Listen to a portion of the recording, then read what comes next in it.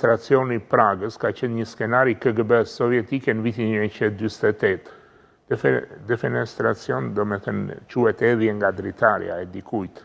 E odhën një politikan Çekoslovak që ishte kundër Bashkimit Sovjetik, Masarikun, e odhën nga dritarja dhe thanë vrau veten ra aksidentalisht dhe ky quhet defenestracioni i Pragës.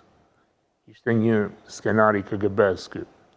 Tani, këta që janë sot në pushtet, kanë traditën e sigurimit shtetit dhe ai ka mësuar nga KGB-ja, kështu që këto defenestracionet i kanë përdorur dhe vetë. I kanë përdorur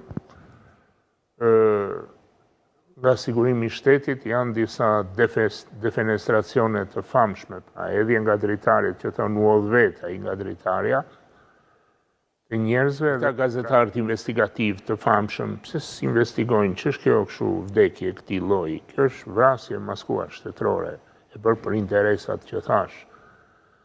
Dhe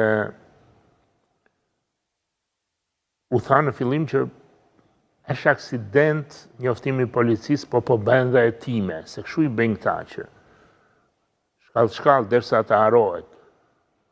Në fakt, këtu vepron një grup i strukturuar kriminal që ka bërë ngjarjen dhe normalisht u duhet kishte hetuar spak. Do të ndalemi në një lajm të minutave të fundit. Gazetari i njohur Kastriot Miftara i ka dhënë fund jetës. Policia bën me dije se ai ka dhënë fund jetës duke u hedhur nga pallati ku jetonte dhe ka gjetur vdekjen e menjëhershme.